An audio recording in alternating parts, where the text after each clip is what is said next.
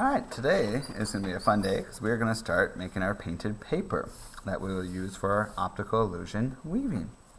So first things first, you'll get a big piece of paper, write your name on it, anywhere is fine, but then flip it over because we don't want to paint over it. We still want to be able to know whose is whose. Now the second thing to keep in mind is no matter what colors you choose, we're going to paint it the long way sideways. So whatever colors we work with, we're going to make sure they go from one side all the way to the other.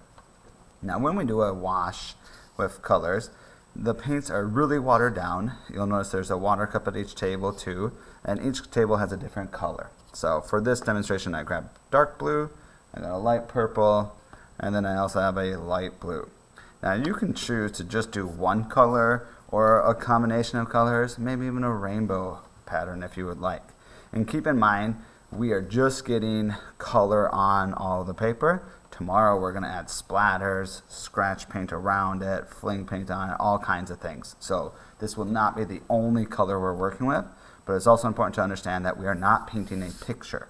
We are just making colorful paper that we will then cut up and use for our weaving. So I'm going to start off first, maybe with my lighter color. I'm going to just dip in. You can see it's really watery. And I'm going to just focus on doing these really long brush strokes from one side all the way over to the other, dipping in my brush often to make sure I don't leave any white spots. You can see it goes really fast though because the paint is so thin. But because there's so much water on it, you want to be careful not to get too much paint on one spot because it could start to tear the paper. Now, before I go to the next color, I would now carry my painting with me to my next color of choice. But before I dip my brush into that cup, please use the water cup at that table. Stir your brush around, dab it on the bottom, get it really good. But then please don't tap it on the cup. Just kind of scrape across to get the extra. Sometimes extra water up. Sometimes I like to keep a paper towel too to just wipe that off. Then you can dip into the next color. Okay? I like to kind of have my colors go to mix, kind of blend a little bit when they meet. So to do that, you kind of have to do it while it's wet.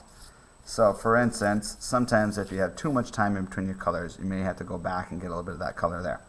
But if I kind of go back and forth where they meet, or sometimes even get a little bit of water on my brush, and then go over where they meet, sometimes I'll be able to get it so they just kind of disappear into one another.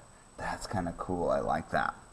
Now, again, I did mention this, that we'll be cutting this up, so don't worry, it doesn't need to be perfect. And if there are a few little white spots, that's probably fine. I want to do the same effect with the dark blue now. So again, I would carry my brush and my paper to the table with the dark blue. Take a quick minute to clean off my brush at that table.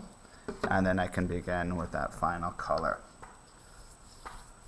So again, while this light blue is kind of wet, I want to right away go where the two meet so I get that nice kind of gradient, that slow change of color.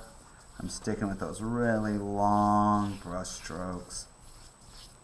And there you have it. I just got to the end now. So I wanted to give it one final look.